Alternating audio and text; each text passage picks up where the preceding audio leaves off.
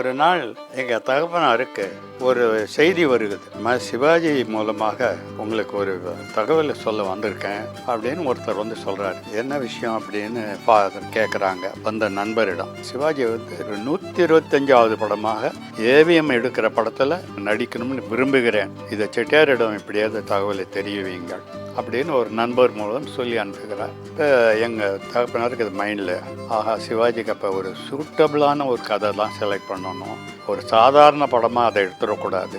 சிவாஜியை கூப்பிட்டு கதையை ஒரு அவுட்லைன் நாங்கள் பண்ணதை சொன்னோன்னே சிவாஜிக்கு ரொம்ப திருப்தி.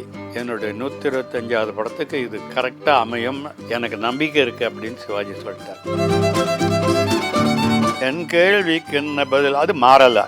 டான்ஸும் தொட்டு பாடக்கூடாதுன்ட்டாரு அப்பா. அவன் போய் தொடறது, இவ போய் தொடறது, அப்புறம் 2 பேரும் அணைச்சிக்கிறது, இதெல்லாம் நான் ஒத்துக்க மாட்டேன்ட்டாரு. ஸோ தொடவே மாட்டாங்க. சிவகுமார் தொடாமையே பாடுவார். பாட்டை வந்து ரீஷூட் பண்ணி அங்கே ஊட்டியில் எடுத்தது கேன்சல், அதை கொடைக்கானல் எடுத்தது, அது அழகாக லொக்கேஷனில் வந்துருக்குது. ஆனால் ஃபாதர் ஒத்துக்க மாட்டேன்ட்டனால அதை வந்து கார்டன் மாதிரி ஒரு செட்டு போட்டு ஃப்ளோருக்குள்ளார அதையே ஷூட் பண்ணி அதை பார்த்த உடனே இது எனக்கு ஓகே அப்படின்னாரு. இப்படியாக அதை காம்ப்ரமைஸ் பண்ண மாட்டேன்ட்டார் ஃபாதர். அதுக்காக நான் என்னையும் சேர்த்து எல்லாரையும் சேர்த்து நல்லா வாங்கிக்கிட்டோம். சிவாஜி ஒரு வேலை விஷயமாக வெளியூருக்கு போக வேண்டியிருக்கு காரில். அந்த காரை ஓட்டிகிட்டு போகிறது அவருடைய நண்பர் மேஜர் சுந்தரராஜன். இவர் வந்து சூட்டுக்கிட்டெல்லாம் போட்டு அந்த வேலை விஷயமாக போயிட்டுருக்கிறாரு. ஸோ ஒரு இடம் தாண்டின உடனே வண்டியை நிறுத்த சொல்கிறாரு சிவாஜி. அப்போ மேஜர் வந்து காரை நிறுத்திட்டு, என்ன விஷயம் நிறுத்த சொல்லி, இறங்கி வாயா கொஞ்சம் நேரம் நம்ம உட்காந்து, எவ்வளோ இயற்கை அழகாக இருக்குது, இந்த மாதிரி ஒரு இயற்கை அழகை நம்ம ரசித்து பார்த்து எவ்வளோ வருஷம் ஆகுது. அதுவும் நம்ம 2 பேரும் காலேஜ் டேஸ் ஸ்கூல் டேஸ்லேருந்து ஒன்றா பழகி, ஆனால் மனம் விட்டு 2 பேரும் பேச சந்தர்ப்பமே கிடையாது. நான் உன்னோட பேசுறது அவளுக்கு பிடிக்காது, அதனால் உன்னை பார்த்தா கூட நான் கண்டுக்காமல் நான் பாட்டி என் வேலையை பார்த்துக்கிட்டு இருக்கணும். நீயும் நண்பன் மாதிரி இருக்க மாட்டேன், நானும் உன் நண்பன் மாதிரி வீட்டில் இருக்க மாட்டோம். அட்லீஸ்ட் எங்கேயாவது மனம் விட்டு பேசுவோம். எவ்வளோ நாளாவது நம்ம இந்த மாதிரி மனம் விட்டு பேசி.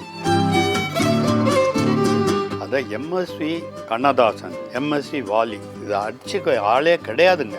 இவங்க 2 பேர் காம்பினேஷனில் எம்எஸ்சியும் கண்ணதாசனோட உட்காந்து பண்ணுறதும் வாலி சாரோட உட்காந்து பண்ணுற பாடல்களும் சூப்பர் சூப்பர் ஹிட்ஸ், எப்போவும் எவர் லாஸ்டிங் சாங்ஸ். இந்த மாதிரி உருவான பாட்டு ரெக்கார்டிங் வந்து ரொம்ப டிஃபிகல்ட் ஆயிடுச்சு.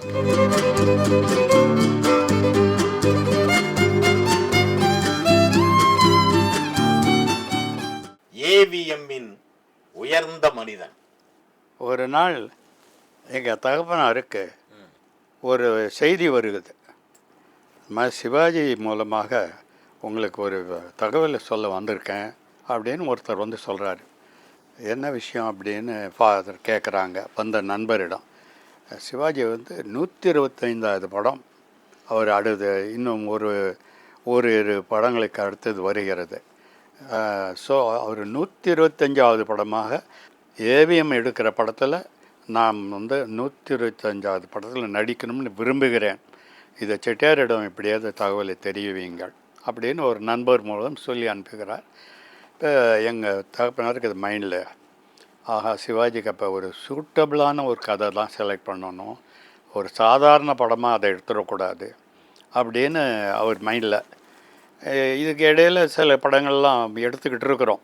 அப்போ வந்து ஒரு நண்பர் மூலமாக கல்கட்டாவிலேருந்து தகப்பனாருக்கு ஒரு செய்தி வருது, உத்தர் புருஷ் பெரிய ஹிட்டாக ஓடிட்டு இருக்குது, சிவாஜிக்கு ரொம்ப சூட்டபிள் சப்ஜெக்ட் அது அப்படின்னு சொல்லி அவர் அந்த பிரிண்ட்டை எடுத்துகிட்டு வந்து எங்களுக்கு தகப்பனாருக்கு போட்டு காமிக்கிறார்.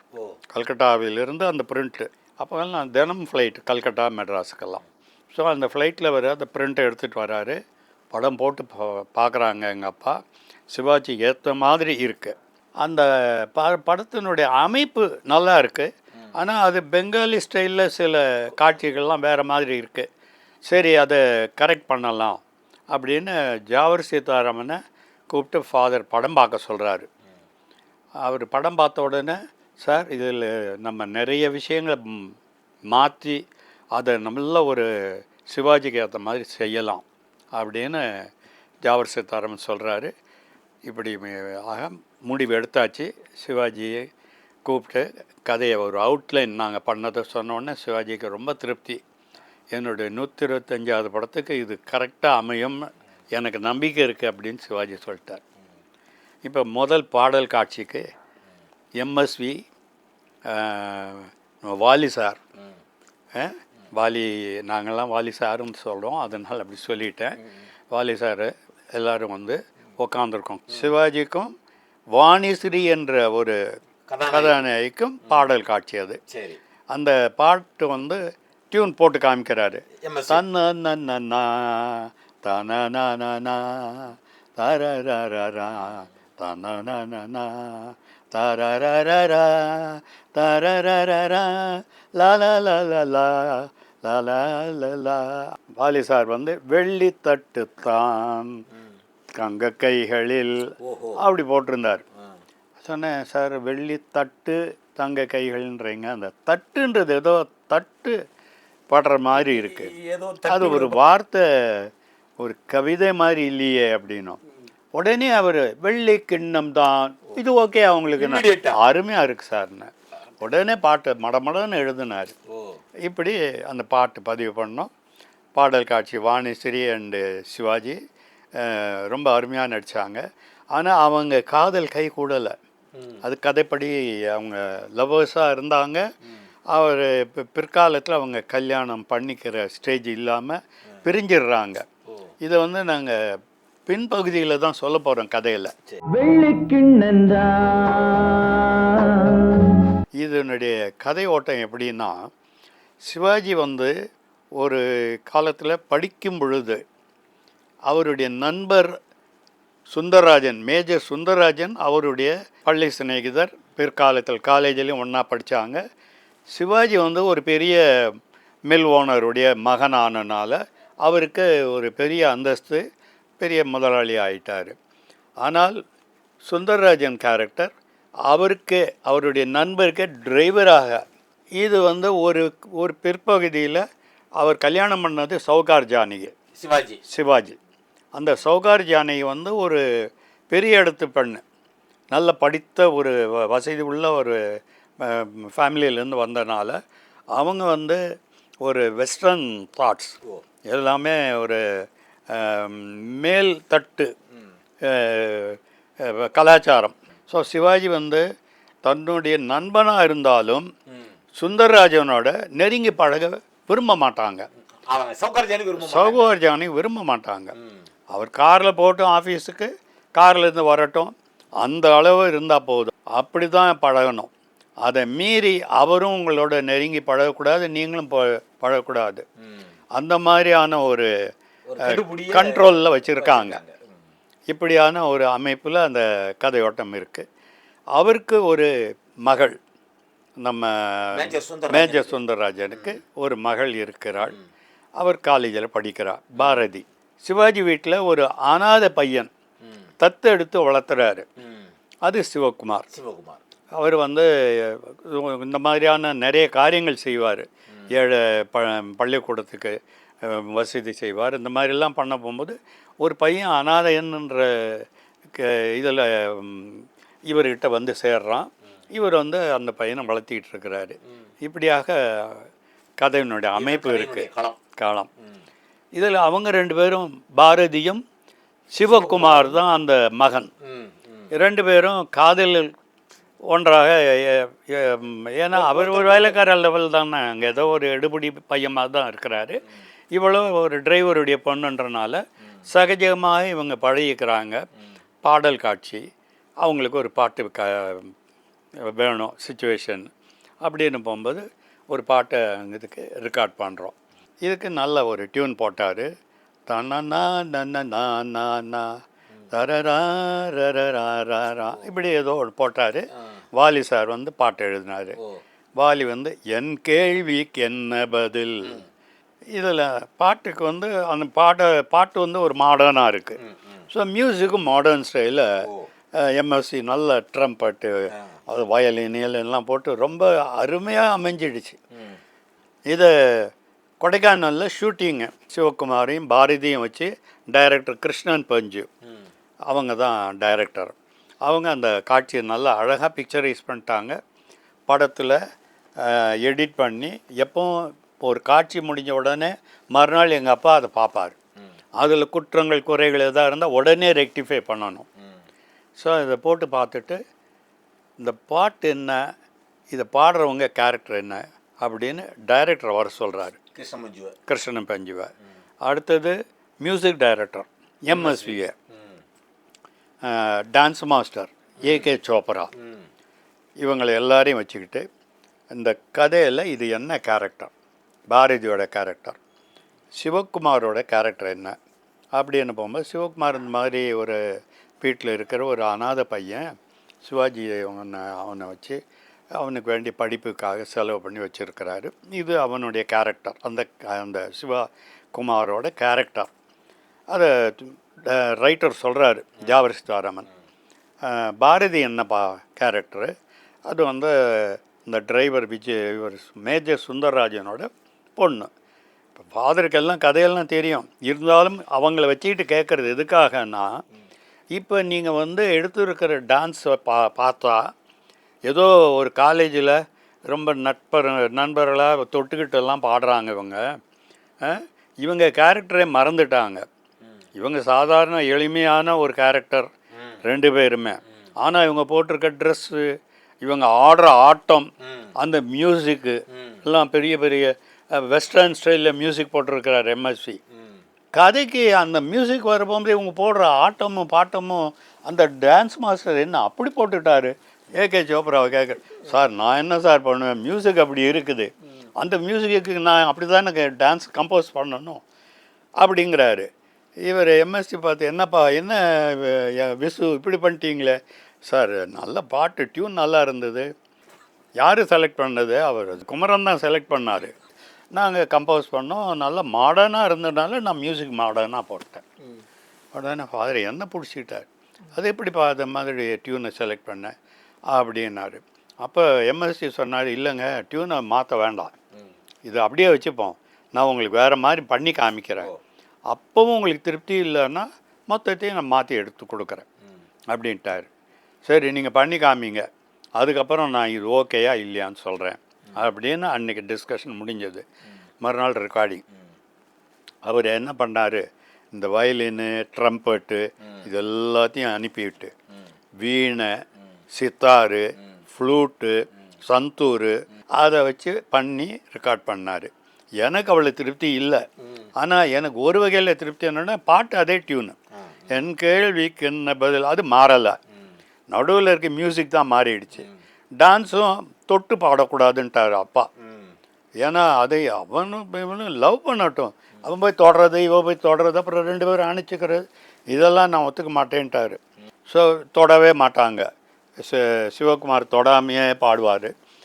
பாரதியும் அதே மாதிரி டான்ஸெல்லாம் ஆடுவாங்க. ஆனால் அவர் போய் தொடுறதோ அணைக்கிறதெல்லாம் இல்லாமல் பாட்டை ரீஷூட் பண்ணி ஒரு 2 நாளில் திருப்பி எல்லாத்தையும் ஷூட்டிங்கு இங்கே ஸ்டூடியோவில் ஃப்ளோரில், அங்கே ஊட்டியில் எடுத்தது கேன்சல், அதை கொடைக்கானல் எடுத்தது, அது அழகாக லொக்கேஷனில் வந்துருக்குது. ஆனால் ஃபாதர் ஒத்துக்க மாட்டேன்ட்டனால இப்போ அதை செட்டு போட்டு, கார்டன் மாதிரி ஒரு செட்டு போட்டு ஃப்ளோருக்குள்ளார அதையே ஷூட் பண்ணி அதை பார்த்த உடனே இது எனக்கு ஓகே அப்படின்னாரு. இப்போ ரீஷூட் பண்ணது தான் படத்தில் இருக்குது. பாட்டும் அது புதுசாக எடுத்த பாட்டு தான் படத்தில் இருக்குது. இசைத்தட்டில் பழைய பாட்டு, அந்த பழைய மியூசிக்கோடு இருக்குது. இப்படியாக அதை காம்ப்ரமைஸ் பண்ண மாட்டேன்ட்டார் ஃபாதர். அதுக்காக நான் என்னையும் சேர்த்து எல்லாரையும் சேர்த்து நல்லா வாங்கிக்கிட்டோம். அவங்க மேலாம் தப்பு இல்லை, ப்ரூவ் ஆகிடுச்சு. அவர் பாட்டு இப்படி இருந்தால் நான் என்ன பண்ணுவேன் சார், அப்படி தான் நான் கம்போஸ் பண்ணுவேன்ட்டார் டான்ஸ் மாஸ்டர். மியூசிக் டைரக்டரு இந்த மாதிரி டியூனுக்கு இப்படி தானே சார் பண்ணணும், அதனால் நானும் அப்படி தான் பண்ணிட்டேன். ஸோ அவங்களாம் தப்பிச்சுக்கிட்டாங்க. டைரக்டர் சொல்லிட்டாரு, என்ன வந்ததோ அதுக்கு தகுந்த மாதிரி நான் எடுத்துருக்கேன் சார், நான் எம்எல்ஏ தப்பு கிடையாது, நீங்கள் ஓகே பண்ணி கொடுத்தீங்க, நான் அதை பிக்சரைஸ் பண்ணிட்டேன். ஒரு காட்சியில் சிவாஜி ஒரு வேலை விஷயமாக வெளியூருக்கு போக வேண்டியிருக்கு. காரில் அந்த காரை ஓட்டிகிட்டு போகிறது அவருடைய நண்பர் டிரைவர் மேஜர் சுந்தரராஜன். அவர் டிரைவர் உடையில் ஸ்டீரிங்கில் உட்காந்து ஸ்டார்ட் பண்ணுறாரு இன்ஜினை. இவர் சூட்டுக்கிட்டெல்லாம் போட்டு அந்த வேலை விஷயமாக போயிட்டுருக்கிறாரு. போகும்போது இன்னும் நேரம் இருக்குது, குறிப்பிட்ட தூரம் போகிறதுக்கு அந்த வேலைக்கு இன்னும் நேரம் இருக்குது, நம்ம ரொம்ப முன்னாடியே வந்துட்டோம். ஸோ ஒரு இடம் தாண்டின உடனே வண்டியை நிறுத்த சொல்கிறாரு சிவாஜி. அப்போ மேஜர் வந்து காரை நிறுத்திட்டு, என்ன விஷயம் நிறுத்த சொன்னி, இறங்கி வாயா கொஞ்சம் நேரம் நம்ம உட்காந்து, எவ்வளோ இயற்கை அழகாக இருக்குது, இந்த மாதிரி ஒரு இயற்கை அழகை நம்ம ரசித்து பார்த்து எவ்வளோ வருஷம் ஆகுது. அதுவும் நம்ம 2 பேரும் காலேஜ் டேஸ் ஸ்கூல் டேஸ்லேருந்து ஒன்றா பழகி, ஆனால் மனம் விட்டு 2 பேரும் பேச சந்தர்ப்பமே கிடையாது. வீட்டுக்குள்ளே கெடுபிடி. நான் உன்னோட பேசுகிறது அவளுக்கு பிடிக்காது, என் மனைவி சௌகார்ஜானிக்கு பிடிக்காது. அதனால் உன்னை பார்த்தா கூட நான் கண்டுக்காமல் நான் பாட்டி என் வேலையை பார்த்துக்கிட்டு இருக்கணும். நீயும் அதே மாதிரி கார் இருந்து என்னுடைய பொட்டியை கொண்டு வந்து வைப்ப, ப்ரீஃப் கேஸை, அப்புறம் ஃப்ளாஸ்க்கு இதெல்லாம் வச்சுட்டு நீ பாட்டு வெளியில் போயிடுவேன். நீயும் நண்பன் மாதிரி இருக்க மாட்டேன், நானும் நண்பன் மாதிரி வீட்டில் இருக்க மாட்டோம். அட்லீஸ்ட் எங்கேயாவது மனம் விட்டு பேசுவோம். எவ்வளோ நாளாவது நம்ம இந்த மாதிரி மனம் விட்டு பேசி அப்படின்னு ஒரு காட்சி. இதை வந்து ஜாவர் சீதாராமன் கதை ட்ரீட்மெண்ட்டில் எழுதியிருக்கிறாரு. இப்படி 2 பேரும் மனம் விட்டு அவங்களுடைய குறைகள் நிறைகளை பற்றி பேசுகிறாங்க. நான் வந்து ஜாவர் சீதாராமனோட பேசும்பொழுது சொன்னேன், சார் இது ஒரு வசனமாக ஒரு ட்ரையாக இருக்கும். 2 ஆம்பளைங்க ஒன்றா உட்காந்துட்டு காலேஜில் அன்றைக்கி அப்படி படித்தோமே, இப்படி சந்தோஷமாக இருக்கமே, இப்படின்னு பேசுகிறது வந்து ஒரு 2 ஆர்டிஸ்ட்டு ஒன்றா ஒரு நல்ல இயற்கை காட்சியில் ஒரு வசனம் பேசுகிறத விட இது ஒரு பாடலாக வந்தால் எப்படி இருக்கும் அப்படின்னு நான் கேட்டேன். அது எப்படி பாடலாக வர முடியும்? இவங்க பேசுகிறது அன்றைக்கெல்லாம் அவ்வளோ சந்தோஷமாக இருந்தோம், இப்போ மனைவி கட்டுப்பாடுனால நம்ம சந்தோஷத்தை இழந்துட்டோம், இதுதானே பேச போகிறாங்க, இதை எப்படி நீங்கள் பாட்டாக காமிப்பீங்கன்னாரு. நம்ம ட்ரை பண்ணி பார்க்கலாமா, பண்ணி பாருங்க அப்படின்னாரு. நான் எம்எஸ்வியை கலந்து பேசினேன்.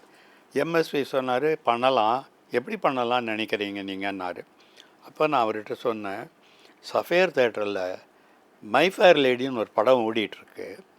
அந்த படத்தில் ரெக்ஸ் ஹாரிசன் ஒரு ஆர்டிஸ்ட், ஹாலிவுட் ஆர்டிஸ்ட், அவர் கையில் ஒரு வாக்கிங் ஸ்டிக்கை வச்சுக்கிட்டு, அவர் ஒரு சிங்கர் டான்ஸர், அவர் பாட்டு பாடி நடனம் ஆடுற ஒரு நடிகர்.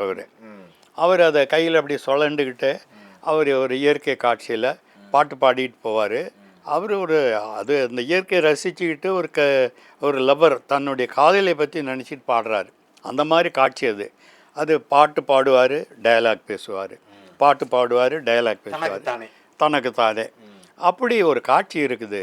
அந்த ஸ்டைலில் ஒரு வாக்கிங் ஸ்டிக்கை வச்சுக்கிட்டு அப்படி பண்ணுறதும் நடக்கிறதும், அந்த ஹேட் போட்டுட்டு ரொம்ப நல்லா இருக்குது. அந்த இயற்கை காட்சியில் அதை பார்க்க போகும்போது சிவாஜிக்கு அப்படி ஒரு பாட்டு அமைஞ்சால் ரொம்ப நல்லா இருக்குமே, இது டயலாகாக எழுதியிருக்கிறாரு நம்ம ஜாவர் சீதாராமன், இது ஒரு பாட்டாக பண்ணலாம்னு நினைக்கிறேன். நான் பேசுகிறதும் பாடுறதும் மாறி மாறி, சிரிச்சுக்கிட்டு பாடுவான், திடீர்னு ஒரு அந்த மூடு மாறி பாடுவான். அது ஒரு சிங்கர் ஆர்டிஸ்ட்டு நல்லா பண்ணியிருக்கான். நமக்கு ஒரு இன்ஸ்பிரேஷன் கிடைக்கும். நீங்கள் வந்தீங்கன்னா நான் உங்களுக்கு அந்த படத்தை காமிக்கிறேன். எம்எஸ்விட்ட சொல்கிறேன், சஃபேர் தேட்டரில் நம்ம போய் மாடியில் பால்கனியில் உட்காந்து அந்த பாட்டை மாத்திரம் பார்த்துட்டு முடிஞ்ச உடனே நம்ம படத்தை விட்டு வெளியில் வந்துடலாம். முழு படம் பார்க்கணும் தேவையில்லை. அந்த காட்சியை நீங்கள் கண்ணால் பார்த்தீங்கன்னா உங்களுக்கு இன்ஸ்பிரேஷன் கிடைக்கும்னு. அதெல்லாம் ஒன்றும் வேண்டாம். இப்போ நீங்கள் சொன்னது போதும், என் மனசில் வாங்கிக்கிட்டேன். இப்போ நான் உங்களுக்கு பண்ணுறேன். நீங்கள் என்ன பண்ணுங்க, பாலி சாரை வர சொல்லுங்கள், அவர் வரட்டும், நீங்கள் சுச்சுவேஷனை சொல்லுங்கள், அதுக்கப்புறம் நம்ம we will take it forward அப்படின்னாரு. ஏன்னா அவர் வாலி சாருக்கு அழைப்பு விட்டு வந்துட்டார். சார் இந்த மாதிரி ஒரு சீன் ஜாவர் எழுதியிருக்கிறார், இது பாடலாக வேணும், எப்படி பண்ணலாம்? உங்கள் வார்த்தைகளை வச்சு தான் அவர் டியூன் பண்ண போகிறார், இதுக்கு இன்னும் டியூன் பண்ணலை, நீங்கள் எழுதுறதில் அவர் டியூன் வரணும், என்ன பண்ணலான்னு நினைக்கிறீங்க நீங்கள் அப்படின்னா? என்ன சொல்லுவாங்க சார் அவங்க அப்படின்னாரு. இல்லை சார், பழைய விஷயத்த பேசுகிறாங்க, மனைவி கட்டுப்பாடு, அவருக்கு சுதந்திரம் கிடையாது. இங்கே வந்தால் ஒரு சுதந்திரம் இருக்குது. நண்பன், அந்த நண்பன்கிட்ட மனசை விட்டு பேசக்கூட வெளியில் முடியாத ஒரு சூழ்நிலையில் இருக்கிற ஒரு கேரக்டர் இதுதான் சார் அப்படின்னா, பழைய விஷயம், அந்த விஷயம், அந்த நாளில் அப்படி எல்லாம் பேசணுமே, சந்தோஷமாக நன்மை இதுதானே சொல்ல போகிறாங்கன்னு. அதே தான் சொல்ல போகிறாங்க அப்படின்னு சொன்ன உடனே அந்த நாள் ஞாபகம் நெஞ்சிலே வந்தது. சரியா இருக்கா அப்படின்னு எம்எஸ்விட்ட கேட்குறாரு. எம்எஸ்வி உடனே என்ன சொன்னீங்க? அந்த நாள் ஞாபகம் நெஞ்சிலே வந்தது. அந்த நாள் ஞாபகம் நெஞ்சிலே வந்ததே வந்ததே. ஓகேயா அப்படின்னாரு. சார் பிரமாணம், அருமையாக இருக்குது சார், நீங்கள் எழுதுங்க, பாட்டு அவர் டியூன் பண்ணுவார் அப்படின்னு வாலி சார்கிட்ட சொல்கிறேன். இன்று போல் அன்று நாம் இல்லையே, அது ஏன் ஏன் நண்பனே, அவர் எழுத இவர் டியூன் பண்ண இப்படி அமைஞ்ச பாட்டு தான் அந்த நாள் ஞாபகம். அந்த நாள் ஞாபகம் நெஞ்சிலே வந்ததே, நண்பனே நண்பனே நண்பனே. அடுத்தது டயலாக் வரணும். புத்தகம் கையிலே புத்தியோ பாட்டிலே அப்படின்னாரு. உடனே விசு, புத்தகம் பையிலே புத்தியோ பாட்டு, புத்தகம் பையிலே புத்தியோ பாட்டிலே அப்படின்னு அவர் உடனே பாட்டை. இப்படி 2 பேரும் பேசி பேசி பாட்டு எழுதுனது. சும்மா பாட்டாவே போக வேண்டாம், நடுவில் நிறுத்திட்டு டயலாக் பேசணும். புத்தகம் பையிலே புத்தியோ பாட்டிலே. அதான் எம்எஸ்வி கண்ணதாசன், எம்எஸ்வி வாலி, இது அடிச்சுக்க ஆளே கிடையாதுங்க. இவங்க 2 பேர் காம்பினேஷனில் எம்எஸ்சியும் கண்ணதாசனோட உட்காந்து பண்ணுறதும் வாலி சாரோட உட்காந்து பண்ணுற பாடல்களும் சூப்பர் சூப்பர் ஹிட்ஸ், எப்போ எவர் லாஸ்டிங் சாங்ஸ். இந்த மாதிரி உருவான பாட்டு ரெக்கார்டிங் ரொம்ப டிஃபிகல்ட் ஆகிடுச்சு. ஏன்னா நடுவில் மியூசிக் வரணும், நிறுத்தணும், பேசணும், டயலாகு திருப்பி பாடணும். இது ரிஹர்சல் பண்ணுறது, ப்ராக்டிஸ் பண்ணுறது, நடுவில் சிவாஜியும் மேஜரையும் வர சொல்லிட்டோம். சார் இன்னைக்கு கால் ஷீட் ஷூட்டிங் கிடையாது, ரெக்கார்டிங் கால் ஷீட். 2 பேரும் அங்கே ரெக்கார்டிங் ஹாலில் உட்காந்துருப்பாங்க. இங்கே டிஎம்எஸ்க்கு அவர் பாட்டு சொல்லி கொடுக்க போகும்போது அவங்க 2 பேர் பக்கத்துலேயே இருப்பாங்க, மேஜரும் சிவாஜி சாரும். அவர் ஹார்மோனியத்தில் அந்த நாள் ஞாபகம், இது நீங்கள் பாடுறீங்க, நிறுத்திங்க, இங்கே நீங்கள் டயலாக் பேசுகிறீங்க. இந்த டயலாக் வாலி சாரே எழுதி கொடுத்துக்கிறாரு. அப்படி காம்பினேஷனில் பண்ணி காலையில் ஆரம்பித்த பாட்டு ரெக்கார்டிங் ராத்திரி 10:30 மணிக்கு முடிஞ்சது. அந்த பாட்டை ரெக்கார்ட் பண்ணுறதுக்கு ரொம்ப சிரமமாக போயிடுச்சு. அப்போல்லாம் சிங்கிள் மைக், மொத்தமே 4 மைக் 5 மைக் தான் மொத்த பாட்டுக்கு. இந்த சோலோ மியூசிக்கு ஒரு மைக்கு, குரூப் வயலின் வாசிக்கிறவங்களுக்கு ஒரு மைக்கு, அப்படி ஒரு 3-4 மைக்கு அதெல்லாம் பிரிஞ்சு போயிடும். ஒரு மைக்கு சிங்கருக்கு. இப்போ 2 பேர் பாடுறாங்கன்னா ஒருத்தர் மைக்குக்கு முன்னாடி பாடுவாங்க, அவர் மூவ் பண்ண உடனே அடுத்தவங்க பாடுவாங்க. அந்த மாதிரி ஒரு மைக்கில் தான் ரெக்கார்டிங் வாய்ஸ் போகும், சிங்கிள் ட்ராக் ரெக்கார்டிங். அப்போ இந்த பாட்டில் ஒரு மைக்கில் டிஎம்எஸ் பாடுவார், அந்த நாள் ஞாபகம்னு பாடுறாரு. ஆமாம், சிவாஜியும் சுந்தரராஜனும் பேச போகும்போது அதே மைக்கு தான், அதே மைக். இவர் பாடி முடிச்சோன்னா விலைப்பாரு. இவங்க 2 பேரும் அந்த மைக்குக்கு முன்னாடி டயலாக பேசுவாங்க. பேசி முடிச்சுட்டு இவங்க விலகின உடனே அவர் பாட்டு கம்போஸ் பண்ணார். அப்போ ஆர்கெஸ்ட்ராவும் வாசிக்கணும். அவர் எம்எஸ்வி பாடுங்கன்னு இப்படி கையை காமிச்ச உடனே டிஎம்எஸ் பாடுவார். இவங்களை 1 2 3 அந்த ஆக்ஷன் கொடுப்பாரு, இவங்க மியூசிக் வாசிப்பாங்க. ஸோ எல்லாம் சைமல்டேனியஸ். இவங்க டயலாகு, இப்போ டயலாக் பேசி முடித்த உடனே அவர் பாடுறது, அவர் பாடுற போகும்போது மியூசிக் வாசிக்க ஆரம்பிக்கணும். இதெல்லாம் சிங்க் பண்ணி பாட்டு முடியறதுக்கு 10:30 மணி ஆச்சுங்க. அவ்வளோ ஈஸியாக இல்லை இந்த பாட்டு ரெக்கார்டிங். சூப்பராக வந்தது. அது செட்லேயும் அவ்வளோ அருமையாக ஆக்ட் பண்ணிட்டாங்க. ஐயா இதில் வேற இந்த டிஎம்எஸ் பாடும்போது சிவாஜி ஓடி ஓடி வருவார் தெரியுமா? அது வேற ஒரு இழப்பு ஒன்று வரும். ஆமாம், அது எப்படி எல்லாமே முதல்ல அதெல்லாம் அவர் மைண்டில், அவர் நடிகராச்சே சிவாஜி, நான் என்னென்ன பண்ண போகிறேன் அங்கேன்றது அவருக்கு அங்கேயே அவர் மைண்டில் தாட்ஸ் வந்துடுச்சு. இப்போ இந்த சுச்சுவேஷன்லாம் சொன்ன உடனே அவர் மைண்டில் நான் என்ன பண்ண போகிறேன், எங்கே எடுக்க போகிறேன்லாம் அப்போ தெரியாது. இது ஓடி ஓடி அவர் ஒரு பக்கம் போகணும், திருப்பி வரணும், மேஜர்கிட்ட பாடணும். அவர் ஓடிடுவார், மேஜர் விட்டு அங்கே போய் நின்று அப்படியெல்லாம் இருந்தோமே இப்படி இருந்தோமேன்னு பேசிட்டு திருப்பி கிட்டக்கு வருவார், இவரோட பேசுவார். இப்படி ஹோல் திங் அவர் நடிகராக இருந்தனால என்ன பண்ண போகிறோன்றது ஒரு இமேஜினேஷன் அவருக்கு, இப்படி தான் நான் பண்ண போகிறேன்றது. அந்த மாதிரி பிளான் பண்ணியாச்சு. எடுக்கிறது எங்கே அப்படின்னோடனே கொடைக்கானலில் கால்ஃப் கிளப்பில். ஏன்னா இந்த ட்ரெஸ்ஸு, அந்த கால்ஃப் கிளப்பு, அந்த மேட்சிங் எல்லாம், அந்த லொக்கேஷனும் இதுக்கு மேட்சாக இருக்கணும். சும்மா ஏதோ அருவிக்கு முன்னால் போய் இவங்க பாடினா அது எடுபடாது, அது ஒரு கலர்ஃபுல்லாக போயிடும். இது அப்படி இல்லை, இவங்க போய் தனிமையில் வேறு யாரும் இல்லை, கால்ஃப் கிளப் எப்போ காலியாக இருக்கும், வெறும் புல் அங்கங்கே ஏதோ நட்டு அந்த இது பால் விழுகிறதுக்கு வச்சுருப்பான், அவ்வளோதான் இருக்கும். கேரக்டர் இவங்க 2 பேர் தான். இவங்க தான். அந்த ட்ரெஸ்ஸு வந்து கால்ஃப் போடுறவங்க போடுற மாதிரி தான் இருக்கும் சிவாஜியோட ட்ரெஸ்ஸு. அது ரொம்ப மாடர்னாக இருக்கும். இவர் காக்கி ட்ரெஸ்ஸு, டிரைவர் ட்ரெஸ் ரொம்ப அருமையாக அமைஞ்சது. Cooperation, music director, lyric writer and artist, singer எல்லாருடைய கோஆப்ரேஷனில் அமைஞ்ச பாட்டு தான் சார். இந்த மாதிரி இருக்குது, படம் ரொம்ப பிடிச்சிருக்கு, நான் இந்த படம் நான் கண்டிப்பாக பண்ணுறேன் அப்படிங்கிறாரு. என்ன பண்ணுறது, 50,000 ரூபா அட்வான்ஸ் கொடுத்துருக்கோம். 50,000 ரூபா அட்வான்ஸ், அன்றைக்கி 50,000 ரூபா எவ்வளோ பெரிய அமௌண்ட்டு பார்த்துங்க. 5 லட்சம் ரூபா இல்லாட்டினா அதுக்கும் மேலேன்னு வச்சுக்கோங்க. எல்லாம் நல்லா இருக்குது, இது ஒன்று தான் இடிக்குது. இது மாதிரி உடலால் உழைச்சி அவன் காப்பாற்றினான்றது நல்லா இருக்குது, எப்படி பண்ணால் நல்லா வரும் அப்படின்னு எங்களை திரும்பி கேட்குறாரு. அது நீங்கள் தான் சொல்லணும், ஏன்னா கதை அப்படி தான், இதுதான் ஒரிஜினல். இதை வந்து நாங்கள் வேறு என்ன பண்ண முடியும், நீங்களே யோசிச்சு சொல்லுங்கன்னு அவர் பம்பாய்க்கு விரப்பிட்டு போயிட்டார். போன அப்புறம் அவர்கிட்ட இந்த நியூஸ் எதுவுமே இல்லை. அதான் எங்கள் மேனேஜர்கிட்ட என்ன ஆச்சுன்னு கேள்வியா, 50,000 ரூபா அட்வான்ஸை கொடுத்துருக்கோம், பண்ணுறானா இல்லையா கேட்டுடு அப்படின்னு ஒன்று இவர் போனார். என்ன சார் இப்போ நீங்கள் என்ன முடிவு எடுத்துருக்கீங்க? இல்லை அதுக்கு எனக்கு விட தெரியலையே, என்ன பண்ணுறதுன்னு எனக்கு புரியலையே அப்படின்னா, இல்லைன்னு சொல்லிடலாமா செட்டியார்கிட்ட? சரி நீங்கள் கொஞ்சம் வெயிட் பண்ணி பாருங்கள், நான் வேறு ரைட்டர்ஸ்கிட்டையும் பேசி பார்க்குறேன், இதுக்கு ஏதாவது முடிவு கிடைக்குமா. இப்போதைக்கு வேண்டாம், ஏன்னா செட்டியார் வேறு ப்ராஜெக்ட் ஆரம்பிக்கணும், வெயிட் பண்ணிகிட்டு இருக்கிறாரு, இல்லைன்னா இல்லைன்னு சொல்லிவிடுங்க அப்படின்னு. சரி இப்போ நான் பண்ணலை அப்படின்னாரு. இப்போ அந்த 50,000 ரூபா அட்வான்ஸ் கொடுத்துருக்கமே, 50,000 ரூபா அட்வான்ஸா? அதுக்கு தான் நான் 3-4 தடவை உங்களோட கதை டிஸ்கஷனுக்கு வந்தேன், படம் போட்டு பார்த்தேன், அங்கே குழு மணாலியில் போய் படம் பார்த்தேன், எவ்வளோ நான் உங்களுக்காக உழைச்சிருக்கேன், 50,000 ரூபாய்க்கு மேலேயே இல்லை நீங்கள் கொடுக்கணும் அப்படின்னு சொல்லிட்டு அது அவ்வளோதான் அப்படின்ட்டார்.